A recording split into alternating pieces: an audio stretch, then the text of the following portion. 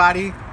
I would like to invite everybody to a cookout this weekend at my house. What? So I was informed that due to COVID-19 and social distancing, I will not be able to have a cookout this weekend. So instead, welcome to episode number 2 of Cooking with Ciro.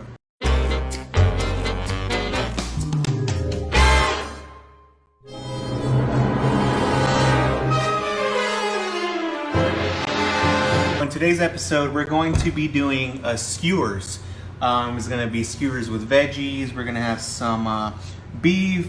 We're going to have some turkey sausage. We're going to have some shrimp also, some veggies. It's going to be awesome. And we're going to do these on the skillet. So in case if anybody doesn't have a grill, no problemo. Let's get to it. So I have some steak here. Got some top sirloin. And I'm going to cut this in about inch by an inch. I'm going to make little cubes of approximately an inch by an inch. Next, I'm going to start cutting up the sausage in about an inch sections as well. We're going to put some squash. Want some big, nice chunks of squash. We're also going to do some red, purple onion. I like this one. We're going to include some mushrooms. Look at these. Nice. Some cherry tomatoes as well. Nice and chunky. Everything that we do here on Cooking with Ciro is nice and chunky. Ah, my eyes. Crap. These are the ones that I'm using. Little wooden ones. If we were grilling, you would want to use different ones. They have some metal ones. Because these little ones will get burnt up by the grill. But we're going to be stir frying these, so these will work perfect. The shrimp that I got were frozen, but they thaw really easy. You just run water over them for about 5 minutes, and then they are ready. Okay, so here's my skewer. So people don't realize that there is an exact science, okay, behind this. A lot of people will say, no, you just put things in at random. But let me tell you, this is a science, guys, and I have it down. Check it out. You do meat, veggie, another meat, then you do another veggie,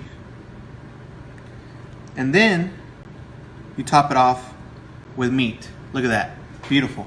Ideally, I'd like to add some, bell peppers in here. Maybe some green ones, maybe some red ones, just to have a lot of color variation. It makes it very pretty. But, because of this whole social distancing thing, it doesn't have to be pretty, because who am I impressing? Nobody. Nobody's gonna come and see me, right? Just like everybody at home, all y'all people, y'all get up and work from home. Y'all aren't putting on makeup. Y'all aren't doing anything. Why? Because you have nobody to impress. That's why. So we are done. We have a mountain of skewers. We have a few stuff left over, but that's okay. We'll use it some other day. So the beautiful thing about these is that for my friends that are vegetarians, you can do a skewer that's all vegetables. And if you are one of those people that hates vegetables, you can do one that's all meat. Like, you can do whatever you want here. That's the beautiful thing about this. And before y'all ask me, Ciro, are you gonna season the meat? Yes, I'm gonna season everything, but I like to season it while I'm stir frying it, not before. All right, let's get to cooking. All right, so we have a mountain of food. So I estimate on the ones that have this meat, probably about 3 to 5 minutes per side. I'm probably gonna switch them. So in a pan, hot oil, you gotta bring it to the smoking point. And here we go.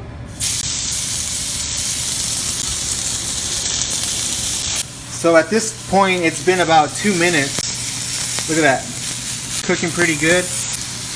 So, been about 3 minutes. Look at this one. No, that's not burnt. That's just nice, caramelized crust on there.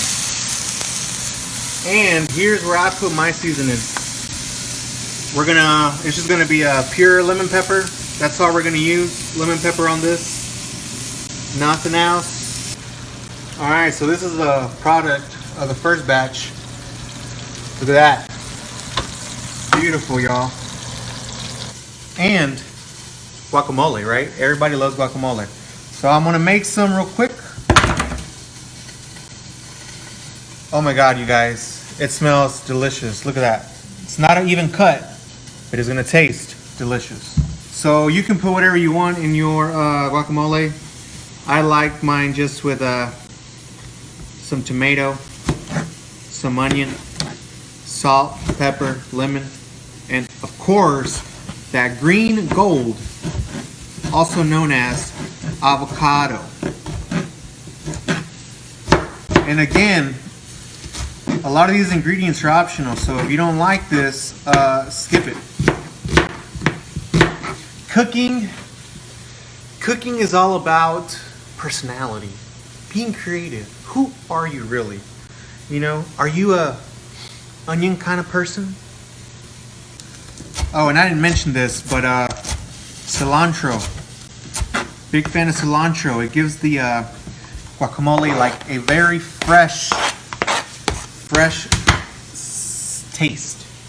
And we're gonna do the juice of one lemon, one whole lemon. There's your final product. Like you see, like I was mentioning, nice, big and chunky. Everything we do here at Cooking with Ciro, big and chunky. Oh my God, so good, you guys. Oh. So you might be saying, Ciro, I'm not a professional chef. I don't know when all this meat is done. So let's take a look. So the shrimp, if you remember, it was all white. Whenever it starts to turn a little bit of orange at the tail, look at that. And it becomes more white, yellow instead of gray. Your shrimp is done. This turkey sausage is pre-cooked. So really, you could obtain any level of sear that you're looking for. This meat right here, look at that. I like mine medium well. Medium well. If you squeeze it and no red stuff's coming out, it's fully cooked. If a little bit's coming out like this, it's a medium well, something like that. Wow, you guys, look at that. Beautiful, beautiful. Wow, beautiful. So, let's serve this so we can get ready to eat. Look at that. Black beans, freshly made. Probably a few years ago, because they're from a can. Look at this. Compliments of my beautiful wife. Wow. Beautiful. Look at that. Delicious. And last but not least, 1, 2. Look at that. Y'all know what? I'm gonna add a third one, because with all this quarantine stuff, I don't know when I'm gonna be able to eat again. So I'm gonna enjoy it while I can. Look at that. And that is how we do it here with Cooking with Ciro. I almost forgot to tell you guys, if you liked the video, hit the like button. If you didn't like the video, it's okay. I'm gonna do another one like that one.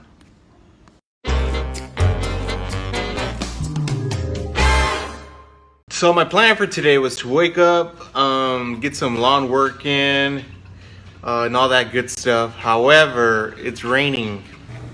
Oh, you're so sad. Look at that face. That's why. It's so gloomy and sprinkling, and he cannot go out and run today. So instead, how about we make breakfast?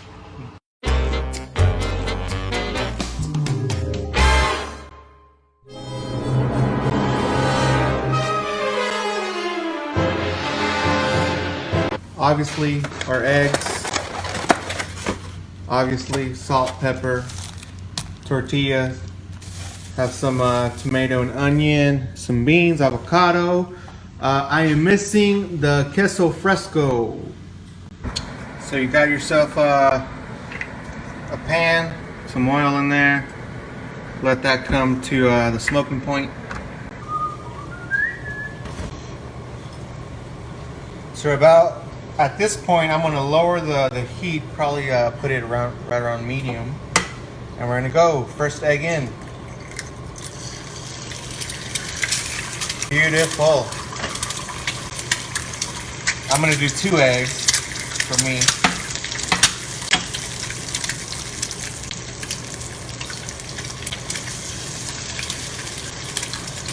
Alrighty. Looking good. So there's a little trick that somebody told me a while back. It's if you cover this,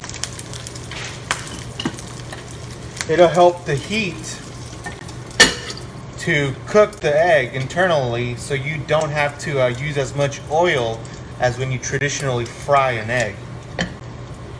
At this point, feel free to put, you know, whatever salt you'd like, if you want any. You don't have to.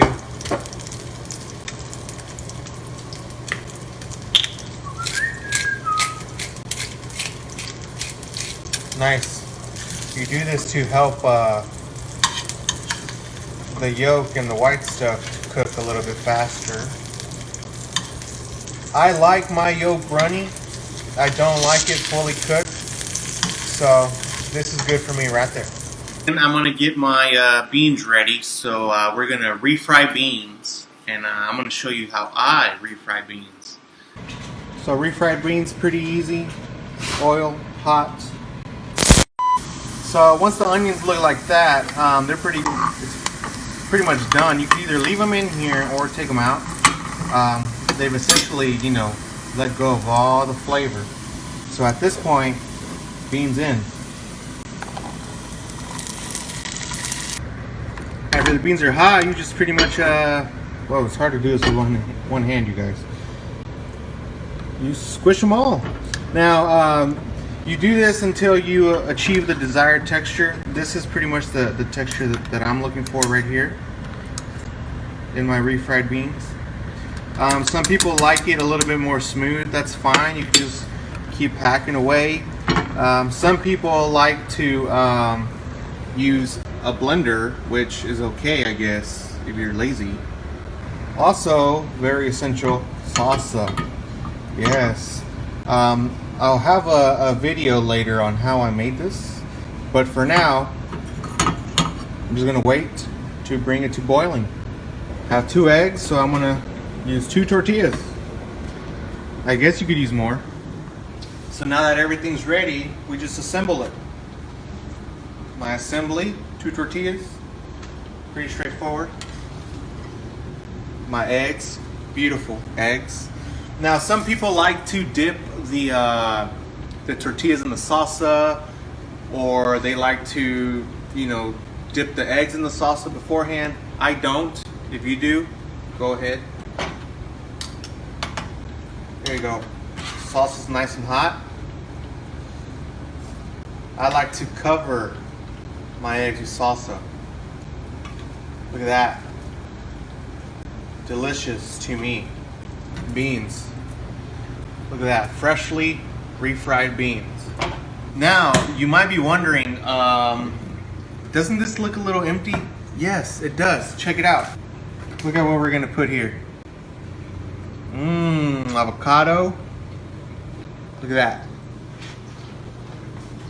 Finish this off with a little bit of salt, a little bit of pepper. If you have lemon, you can put some lemon on it. I don't. I'm good with it just like it is. Like I was saying, I don't have queso fresco, some cheese to put on top. But if I did, I would definitely put it. So that's it, you guys. That's how I make my world famous huevos rancheros. Please like the video, share it, whatever. And if you didn't like this video, it's cool. I'll make another one. like that one.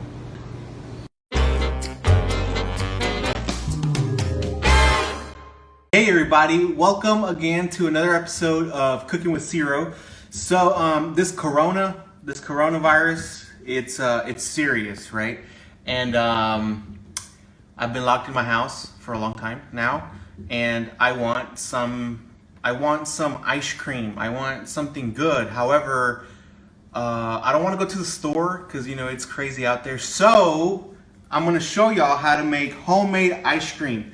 This is going to take maybe 10 to 15 minutes. You might already have all the ingredients that you need at your house. For all of y'all that are stuck at home with kids and they need projects to do, why don't you just have them make ice cream for you?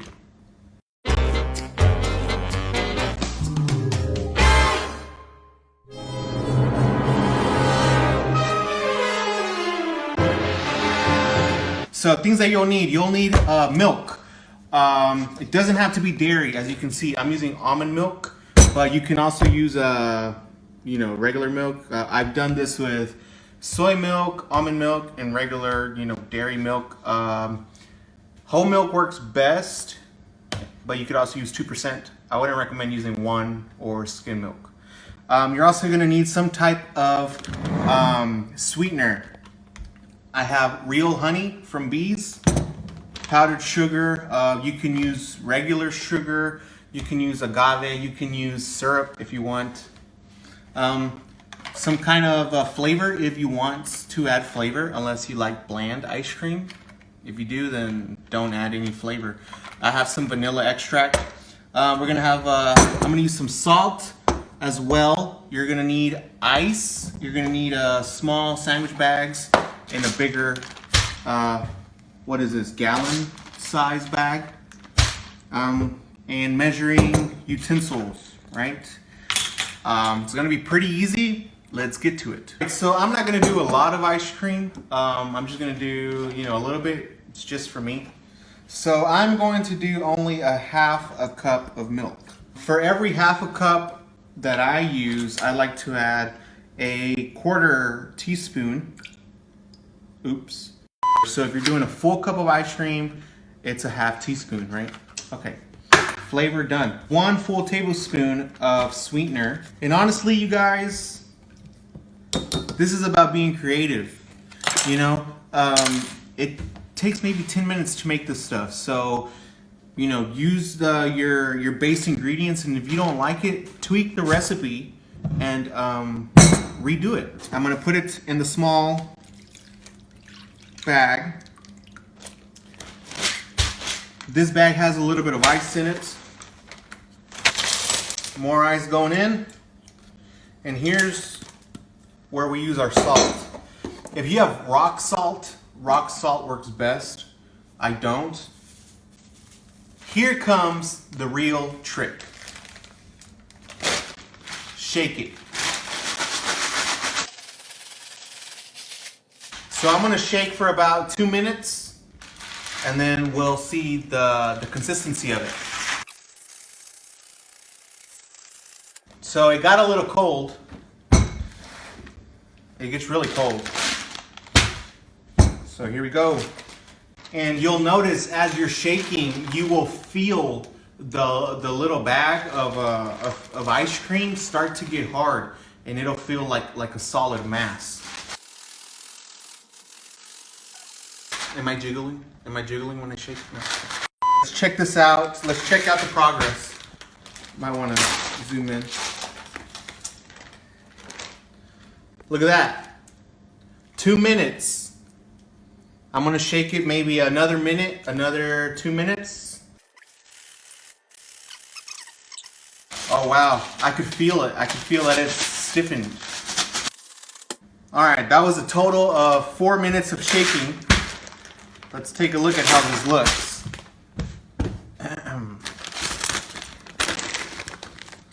Alright, that's a good consistency.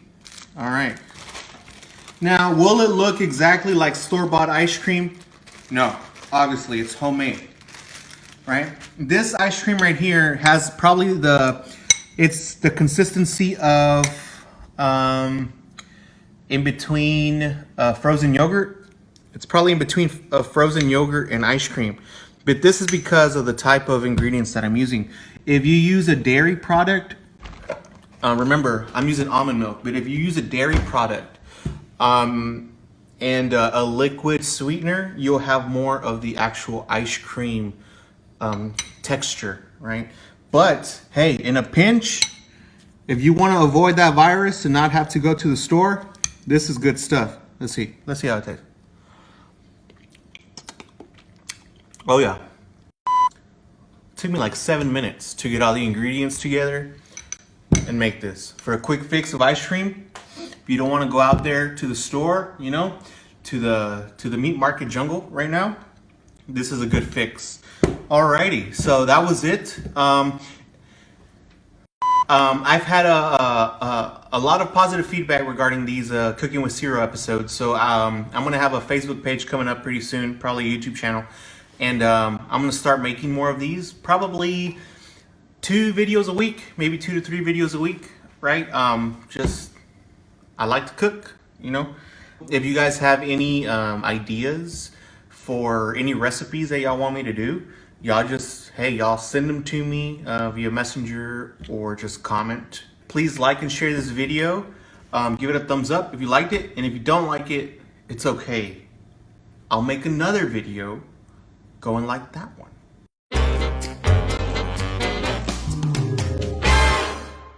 Hello everybody, welcome to another episode of Cooking with Ciro. I am very excited about today's recipe. It is a recipe that I haven't had in probably a long time, since I used to live with my parents. So this is a recipe that my mom used to make every once in a while, and it's really good. I hope that this recipe comes out good. I hope. And shout out to my mom for sharing it with me the other day. Let's get started.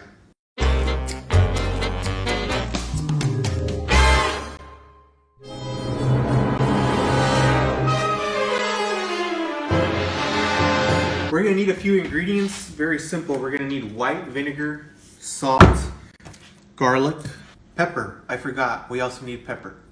Measuring cup, and chicken. This is gonna be a chicken recipe. It's a vinegar garlic marinade, and it has a very unique taste. It's very, very good as well. The way my mom always made this was with chicken breast, and it was filleted pretty thin. So this is like a regular chicken breast that you can get. It's kind of thick. So I just went ahead and filleted it pretty thin. It's going to be very, very easy. The recipe calls for equal parts vinegar and equal parts water. 3/4 cup vinegar and 3/4 cup of water. That's your vinegar and our water mix. You're going to season this. Unless you do this recipe a lot, you might not get the seasoning down in the marinade. So you could always just put extra salt after.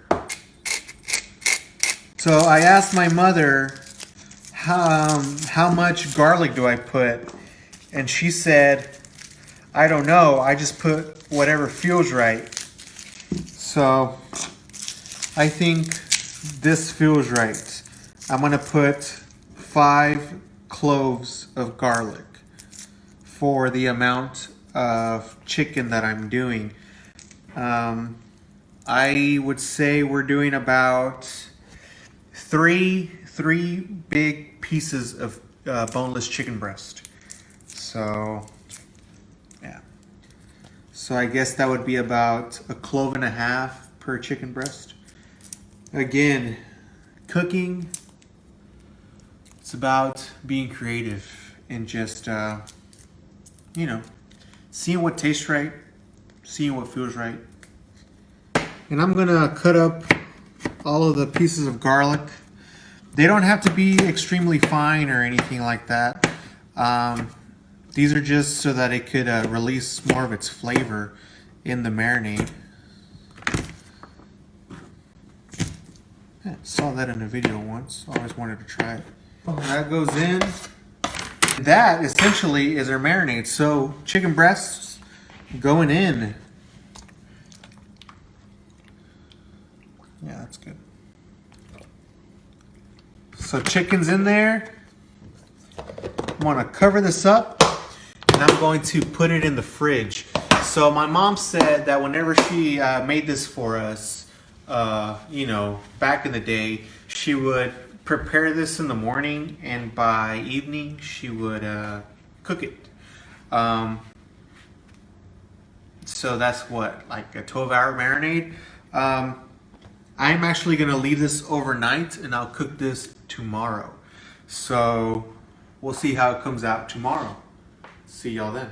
About 24 hours later, my chicken is marinated, right? It's been marinated in the fridge. So let's take a look at how this looks. So the chicken, look at that, looks a little white. So if you have ever cooked, if you have ever made ceviche, then this isn't really a surprise to you.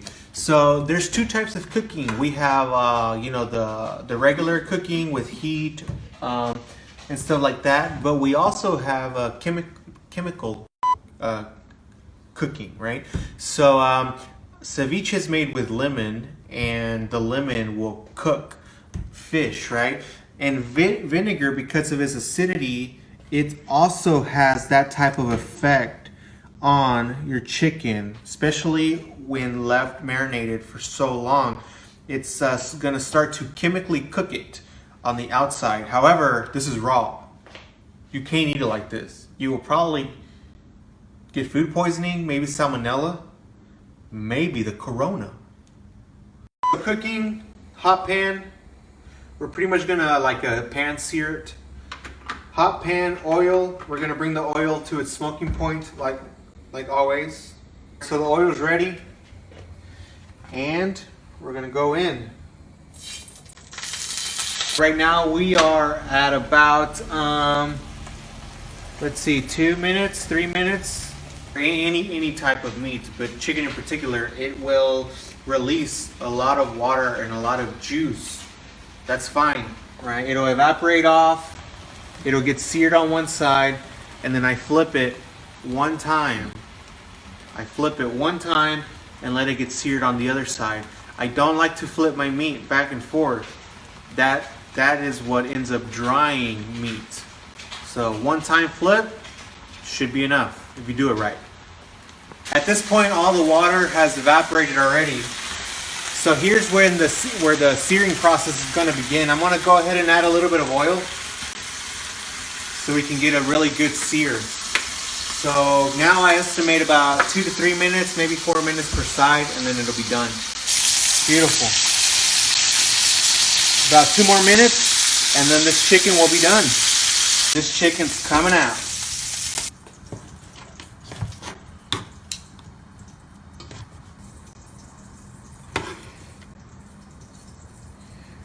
Look at that. And that right there is how we do it at Cooking with Ciro. Let's taste this. Oh my God. Just like my mom used to make it. First off, it's gonna taste delicious. Secondly, the texture is not gonna be, it might not be your traditional chicken texture, because if you remember, the vinegar partially chemically cooked it, right, in the beginning, at least the outside. So it's gonna have, like, when you initially chew into it, it's gonna be like very soft, and then once you get more into the center, it'll feel more like chicken. Remember in the video, I did half water, half vinegar, and then I added a dash more of vinegar. Play with this recipe. The vinegar gives it really good flavor, and if you want the flavor just to be a little bit more intense, you just add more vinegar. All right, so that was it for Cooking with Ciro. Remember, like, share, like the Facebook page, and also if you guys have ideas for any recipes, send them my way and I will be sure to do them. Like this video, and if you didn't like this one, I'll make another video like that one.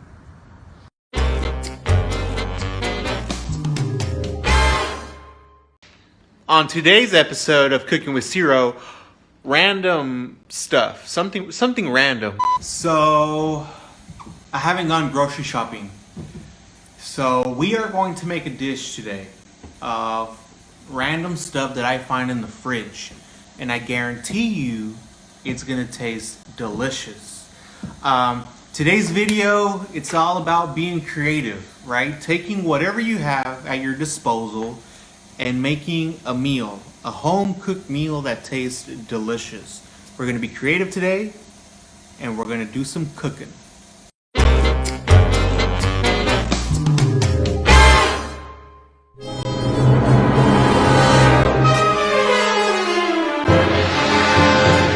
All right, so these are a bunch of random things that I pulled out of my fridge just now. We have some sauteed onions from some burgers that I did like a day ago. We have mushrooms, tomatoes, some sausage, onion, potatoes, bell peppers, some rice. All right, so based on everything that I found in my fridge, we are going to do, it's going to be a saute, a smoked sausage and mushroom saute, right? So it actually sounds pretty good. So I'm actually excited to see how this is going to turn out. So pretty simple. I'm going to start off by cutting up everything. Well, I'm just going to cut these mushrooms. Next, I have a lot of cherry tomatoes. So I'm just going to cut all the cherry tomatoes in half.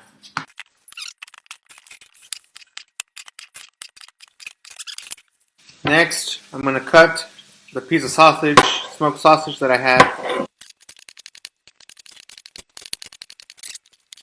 Alright, found a pink onion.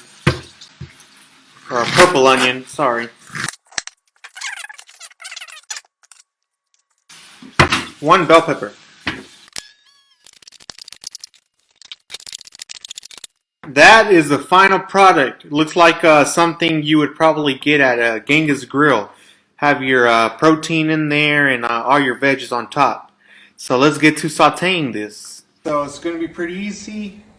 Pan, oil, wait until it gets hot, smoking point. I'm actually going to do all of this at once. We have sausage, mushrooms, onions, and bell peppers. The only thing I'll put in later are these cherry tomatoes.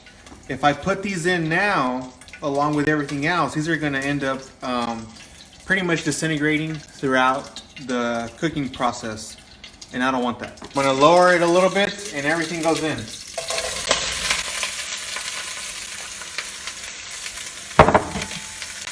Oh yeah, look at that. Heat back up with salt and pepper. Look how this looks. Delicious. The sausage, nice and hot. Mushroom is done. All right, now at this point, here's where I put in my tomatoes. There you go. And I will actually lower the heat for about 2 minutes, and then I'm going to turn it off. All right. So look at this. Come in close. Look at that. Beautiful. I have some rice. I have a bed of rice. Just pile it on. Make sure I grab a little bit of everything.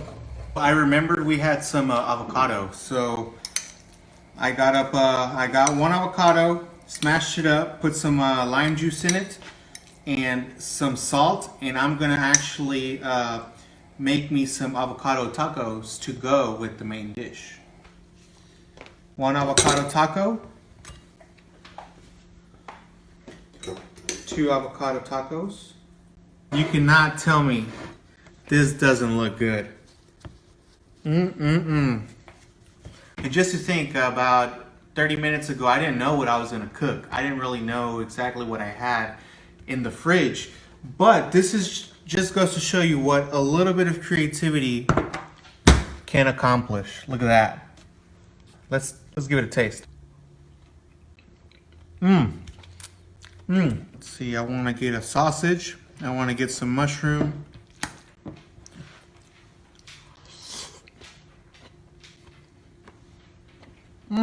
This sausage, this is a turkey sausage. It really is complemented by the mushroom. Really good dish. I knew it was going to be good. I didn't know it was going to be this good. That's all for today's video of Cooking with Ciro, you guys. Remember, be creative when it comes to cooking. Cooking is all about creativity.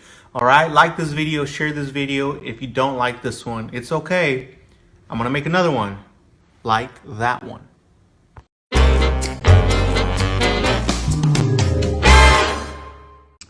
Hello, Facebook. Does the corona have you sad, depressed? Do you need a little bit of comforting? Today on Cooking with Ciro, comfort food from the comfort of your own home. In 60 minutes or less.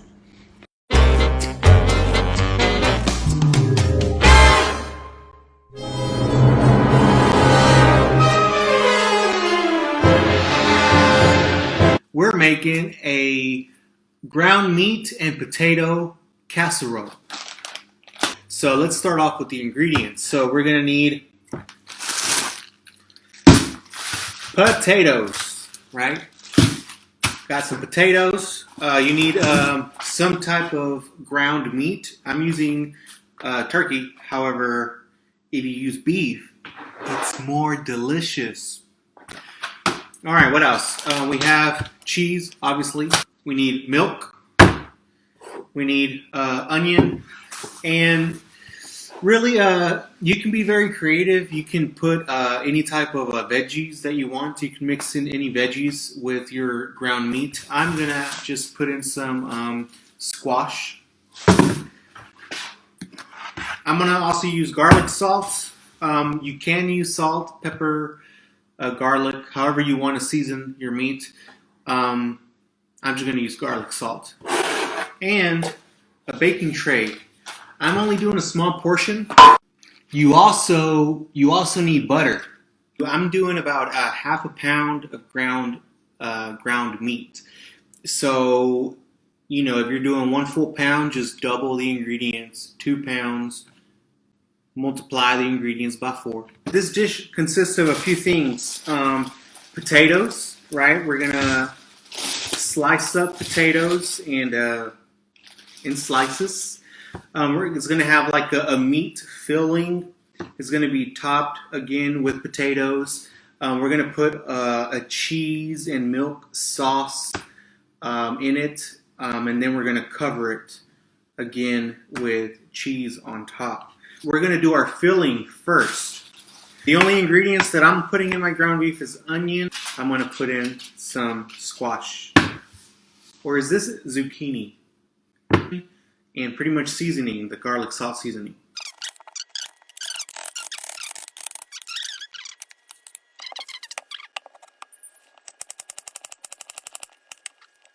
I'm going to be slicing up my potatoes in slices. Now my potatoes are going to cover this my cooking dish. So all on the bottom, the sides, and then on top. So based on your baking dish, your potato, your amount of potatoes might vary.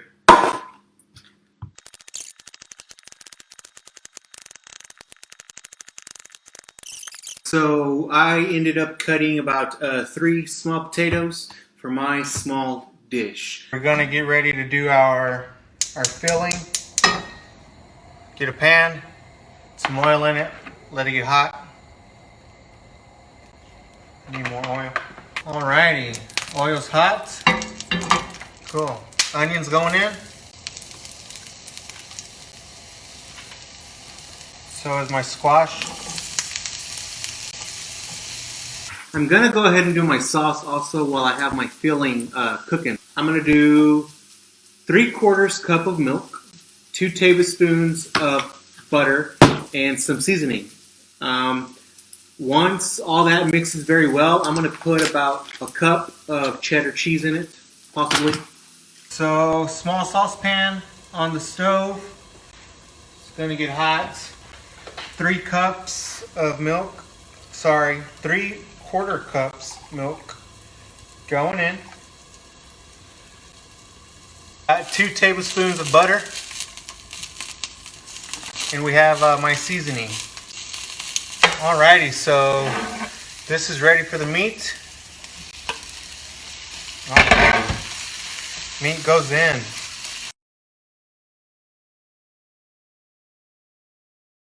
Once your sauce starts to froth because of the milk and your butter has melted, it's time to add the cheese.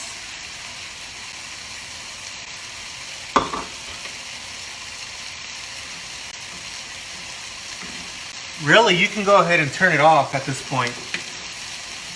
The cheese will slowly melt. Now remember, this is a cheese sauce, so you don't want it thick. You know, you don't want it that thick. Look at that. That's pretty good. We want it to flow.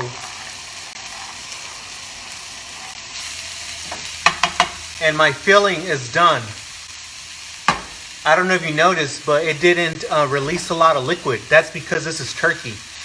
It's lean turkey. It's not beef. Trying to be healthy. Alrighty-o. So my sauce is done. My filling is done. Time to put my taters all around this. Alrighty. So there it is, all lined up. Nice. Gonna put my meat filling in it now.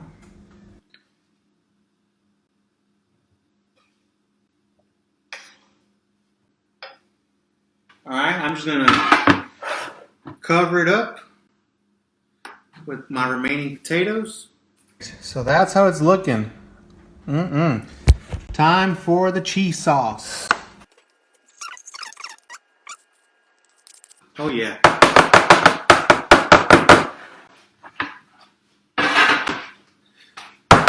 Ciro, why are you banging it? Have you gone mad? No, I'm not mad. So if you could see from the shot, I'm banging it a little bit so that my cheese sauce could go down into my filling. Beautiful. Last step, pour more cheese on top. Look at that, you guys. So we're gonna cover this with tin foil. It's gonna go in the oven at 400 degrees for 30 minutes. Then I'm gonna uncover it and stick it back in the oven for another 15 minutes. Here we go. So the 30 minutes is up. Let's take out this casserole from the oven. How do I get it off? Alright, so I got some tongs. This spoil is really hot.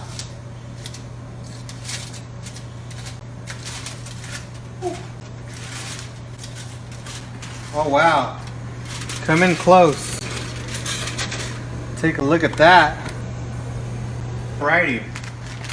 So we're gonna put a little bit more cheese on top. Now this is gonna go back into the oven for another 15 to 20 minutes. I want this to brown over all the way. So the time's up. Ooh, let's take a look. Look at that, y'all. Wow, beautiful. Look at that, beautiful. I'm gonna wait for this to cool down, maybe about 10 minutes, and then I'm gonna dig in. Let's cut this bad boy. Oh.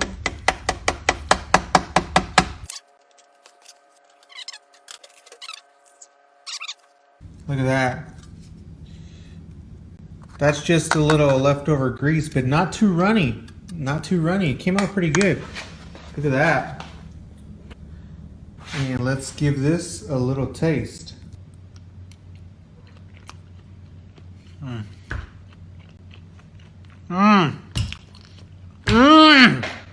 So good. So good, you guys. So good. There you have it. Comfort food from the comfort of your own home in under 1 hour. So real quick, I know I haven't been posting a lot of videos, but I have a few coming up. I know I've had a couple of requests on how to make homemade flour tortillas. So be ready because I will be posting how to do that. Probably on the weekend. I also have another video of some French fries that I did. They were tasty. I'm gonna go ahead and post that as well. Like always, like my page, like my videos, and if you don't like it, I'll make another one. Go and like that one.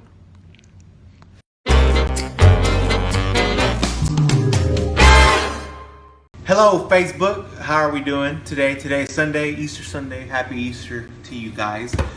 So today I'm going to be making flour tortillas. You really don't need much. You need some type of flour, you need some type of fat, and some type of seasoning. 3 ingredients will make flour tortillas, and let's get to it.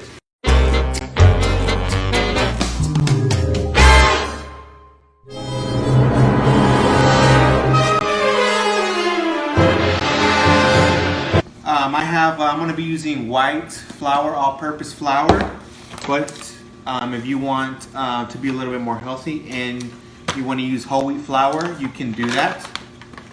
Maybe for another video will be more healthy. Some type of fat, like I was saying, you could use olive oil, vegetable oil, lard, shortening, whatever you want. Today we're going to be using just regular old vegetable oil. And seasoning, we're going to be using salt. I wouldn't recommend putting anything else in here except for salt. And lastly, we'll be using water. We'll also use water, and that's pretty much it. Let's get to it. So I'm going to be doing just under 2 cups of flour. The yield of this is going to be about 4 to 5 flour tortillas, right? So 1.5 cups flour, 3, probably about 2 actually. 2.5 tablespoons of vegetable oil, half a teaspoon of salt. I want to get it as lumpy as possible right now, making sure the fat gets mixed very well with my flour and my salt. So right here we're going to start putting water. So it's going to be recipe calls for about 3 cups of water. Sorry, 3/4 cups. Alright, so I've been kneading this for about 2 minutes. This is what you want. It's not really sticky. It'll come off of my hands. If your flour at this point is too sticky, you've been kneading it, it's all sticky, it's sticking all over your hands like crazy, add more flour, okay? If it's too dry, add more water. Alright, and that's pretty much all you have to do until you get it nice like this. This is how you know when you're done stretching it, or when you're done kneading it. It's not a smooth stretch, it rips. So that's telling me that the gluten in the flour hasn't fully broken down. So I want to continue to knead it, right? Because I want the gluten to really break down and get stretchy.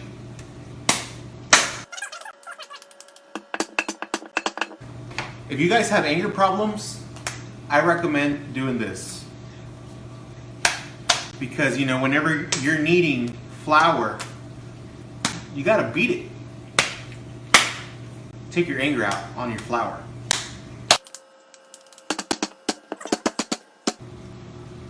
Look at that, much more stretchy. It's not ripping yet.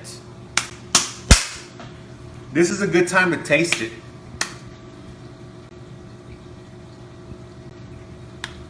Tastes good. You won't get sick if you eat a little bit of this. Now, if you eat a lot of this, you can get sick. Look at that. Beautiful, nice, elasticy. That's what we're looking for. We don't want it to rip, right? So we're pretty much done at this point for now.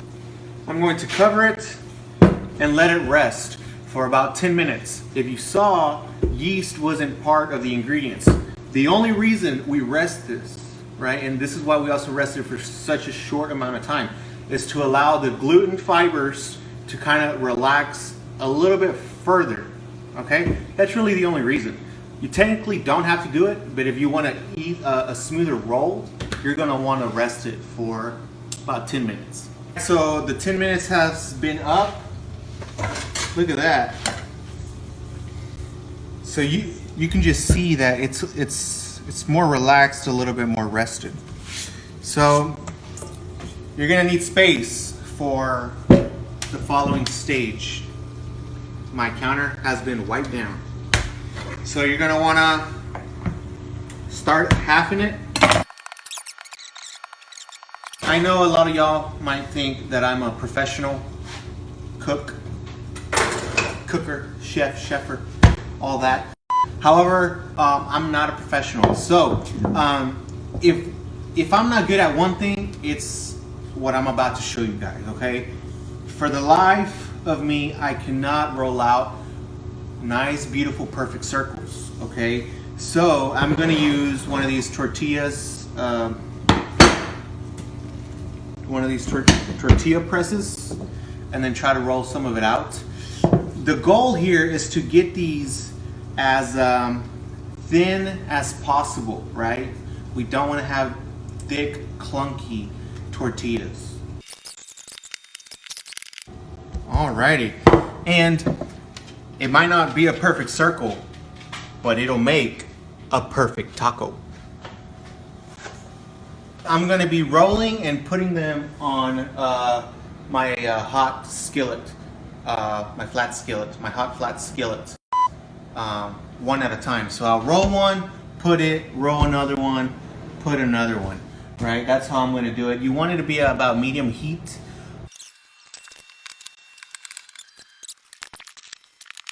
Ooh, come here. Look at that, y'all. Beautiful. That's what you want.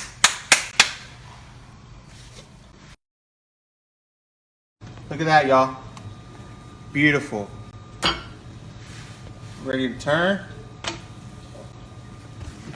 If you have eaten flour tortillas before, some of you might have noticed a translucent effect that some might have. You can see it. There's like looks like it's see-through a little bit. Now, some tortillas don't look like this. Some flour tortillas don't look like that, and some do. It has to do with baking powder, right? If you use baking powder or baking soda in your mixture, it's gonna be a more white tortilla. If you leave that ingredient out, it'll be a more translucent tortilla. So, also during the cooking process, if you add baking powder to it, it will actually rise faster. If you use the baking powder, your tortilla is going to have a lighter feel to it. It won't feel as heavy than when you don't use it. Now that is a beautiful, beautiful, beautiful, beautiful sight. It's like a little balloon. Look at that. It's an Easter miracle. Okay, Facebook fans of Cooking with Ciro, remember to like my video, like my page, share it so that more people can like it. And if you didn't like this video, it's okay. I'll make another video like that one.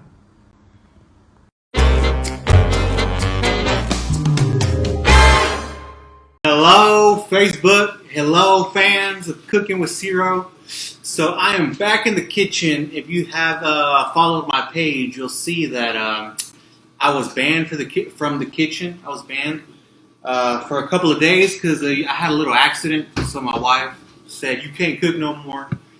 But it's over and I'm back in the kitchen. So I'm going to do a recipe that I've actually been wanting to do since I started these videos. It's going to be breaded pork chops. It's really easy, and let's get started.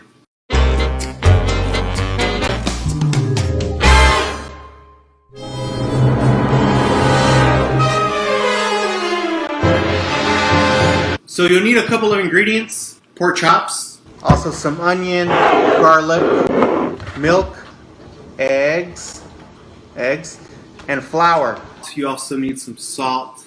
Other things that you might need: if you have an iron skillet, use it. If you don't have an iron skillet, that's fine. Just to use a regular skillet, and then you'll need some type of oven-safe tray. The first thing we're going to create our mixes. We need a wet mix where we're going to dip the pork chop in, okay? And then we're going to have a dry mix. That's pretty much the breading. So we dip the pork chop in the wet mix so that it becomes more sticky, and then you put that into the dry mix and cover it all up, and then it becomes breaded at that point. All right, so I have one container. This is going to be for my dry ingredients. And for the amount of pork chops that I'm going to do, I'm just going to put 2 cups of flour. That should be actually more than enough for what I'm doing. 2 cups of flour going in. I'm also going to season this. It's going to look like a lot of salt, but it's not. I'm only going to season my dry mix.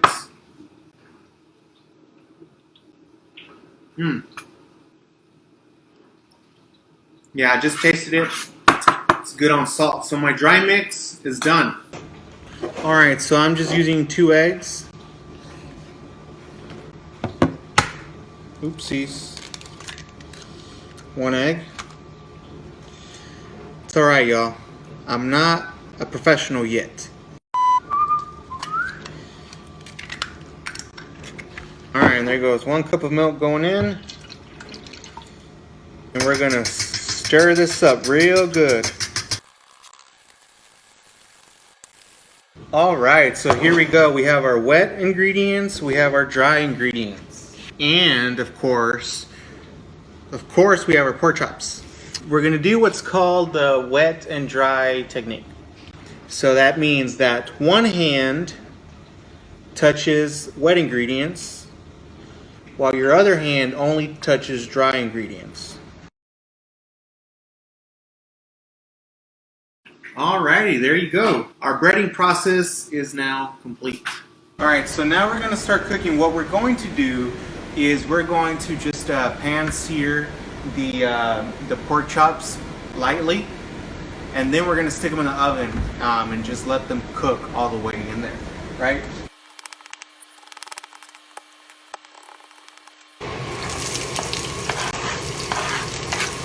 See that color? Look at that color. The flavor has been released. Now we can go ahead and remove all of this. Oh, by the way, I don't know if I mentioned, don't throw away the onion and the garlic. Keep it, and you could use it as garnish if you want. So if you have a cast iron skillet, you can pan sear the pork chops in the skillet, and then afterwards you can just go ahead and transfer the whole skillet into the oven. I don't have one at the moment. Can't find it. So what I'm going to do, I'm going to pan sear it on this pan, and then I'm going to put the pork chops here and stick this in the oven for about 30 minutes. So here we go.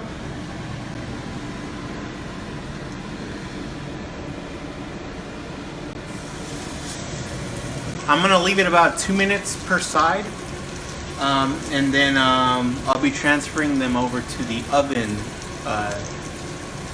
oven dish.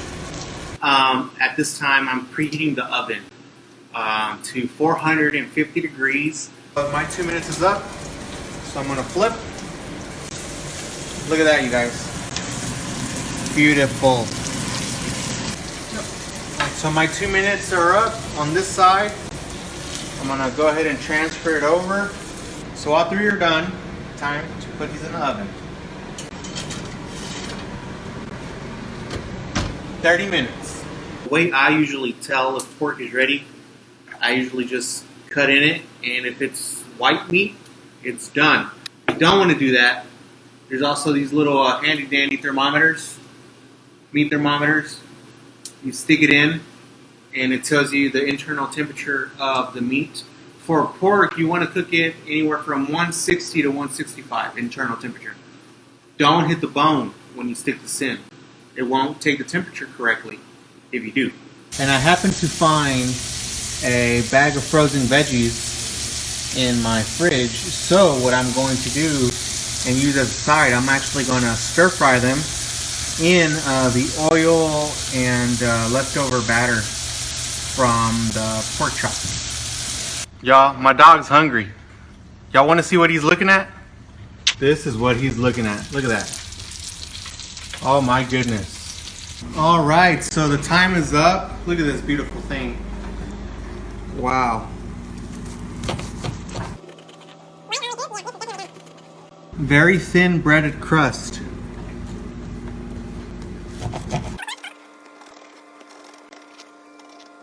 Let's give it a taste, huh? Hot.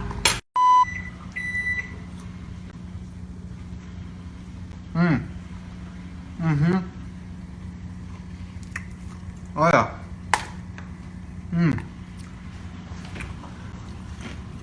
Tastes like a pork chop. It is very crusty, very light breadiness.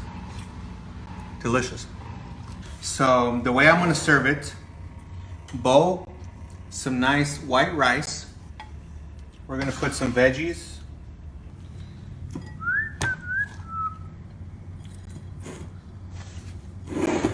Look at that, you guys. You cannot tell me that does not look delicious. It looks delicious. Tastes way more delicious. Like this video, comment. Like this video, share this video, like my page. If you guys want me to do any particular recipes, y'all let me know and I'll do it.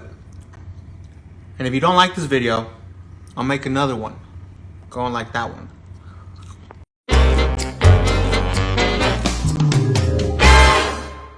Hello, Facebook family, Facebook friends, Facebook world. So I got a very special treat for you guys today. I'm going to be cooking a dish that I think, besides sandwiches, this was the first thing I learned how to make. Also, a disclaimer, this dish probably made me gain about 30 to 40 pounds in one summer. So it's delicious, and you're going to want to eat a lot of it. But if you do, you might get chunky.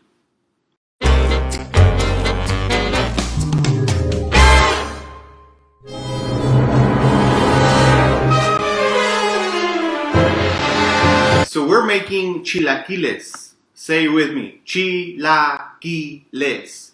It is a word, it's real, it's not made up. So it's really good. Essentially, it is stir-fried pieces of tortilla, right? You let them get a little bit crunchy, not super crunchy like chips, but just a little crunchy, a little crispy, and then you just pretty much pour salsa into it. Let it simmer for a little bit, right? And then you're done, and it's delicious. Okay, and then you can top that with whatever you want. I'm gonna top mine with a fried egg and a little bit of Mexican cheese, and I'm gonna be good with that. Quick note: some people might confuse this dish with another one called migas. Migas traditionally is the stir-fried tortilla again, but they mix in egg with the tortilla. So chilaquiles don't have that egg mixed in.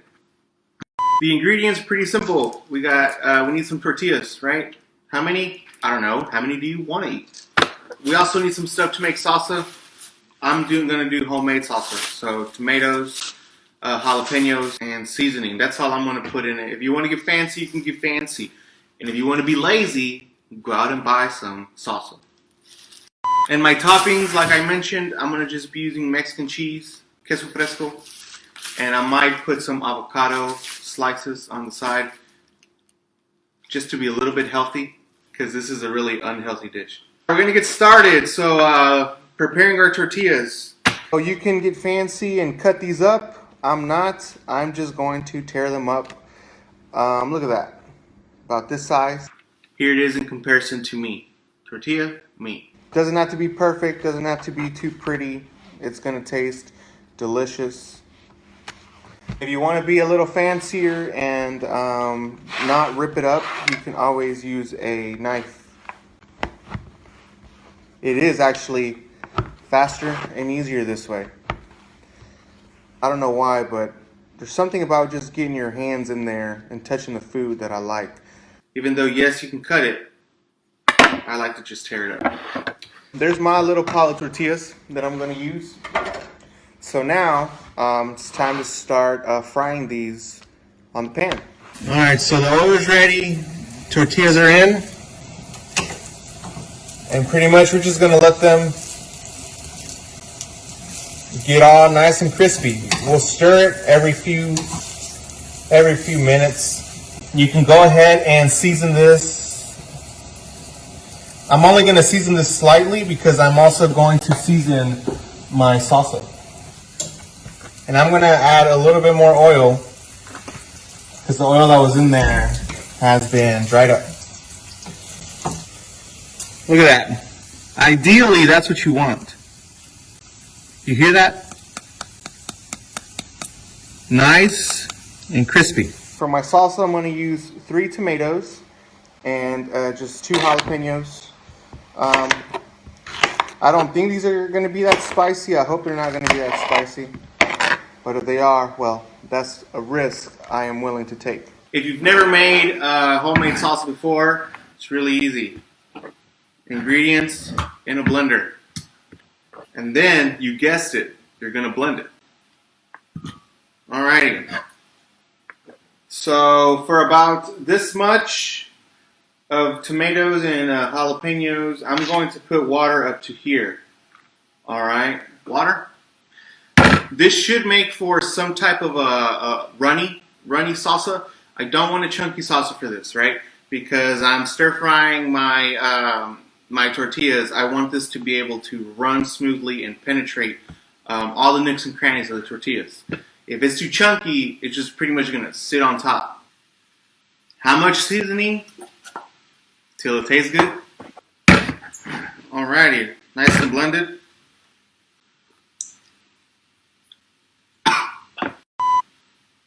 Woo! That's good. A little bit more salsa. I mean, a little bit more salt though. All right, y'all. So my tortillas are getting crispy. They're not quite done yet. So I would like to take this time and talk a little bit about this dish. This dish is one of those that is a classic. And because it's a classic, people have particular ways of doing it. And everybody thinks that their way is the best. I'm going to tell you right now, my way is the best. Okay, just kidding. My way is not the best. Remember, cooking is all about just being creative and seeing what you like. Some people make this dish very dry. So, you know, they have their tortillas and then they have their salsa. They let it simmer all the way until there's no more salsa left and it just leaves a dry pile of tortillas. That's how some people like it. Cool, right? I particularly don't like it like that. I like mine just a little bit runny, not super dry. Also, I don't like it when my tortillas simmer that long because it makes the tortillas soggy. Hello, if I'm going to take the time to fry these tortillas in the skillet to make them crispy, I want to taste the crispy, okay? So I like it a little crispy. Some people don't. Some people like it really soft. It turns into kind of like a lasagna texture. I don't like that, okay? Garnish is another big thing that people do differently. I keep mine basic, right? Just I like to put a fried egg on top, a little bit of cheese, and call it good. It's delicious that way. But you can serve this with beans, anything that you want, really. All right, at this time, salsa's going in.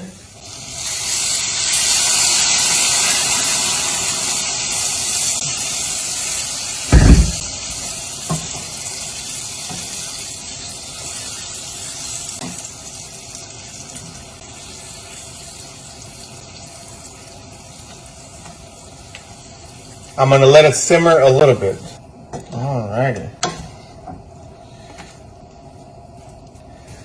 Now at this point, I'm going to also do my fried egg because my chilaquiles are about 95% done already. All right, so we're gonna serve this now.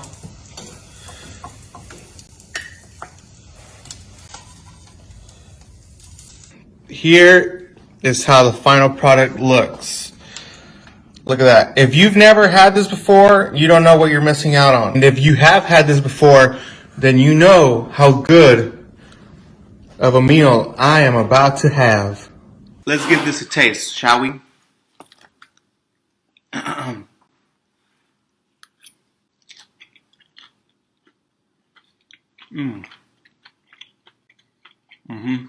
Really good.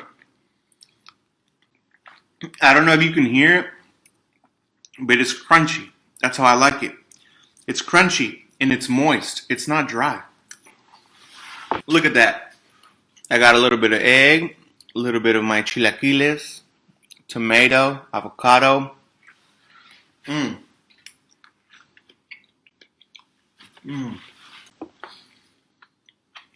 So also this dish, you can pretty much eat it whenever. However, I traditionally only ate it for breakfast. This was a Mexican breakfast that my mom used to make us. And deliciousness level, I would say it's on par with huevos rancheros. They're both really good.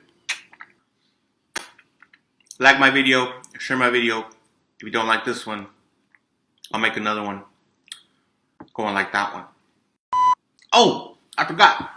One of my friends, shout out to Ruth Flores, my friend. She gave me a ton of bison meat. So I'm going to look up some bison meat recipes, and I'm going to start making some awesome bison meat dishes. So stay tuned for that, probably later on this week, maybe next week. All right?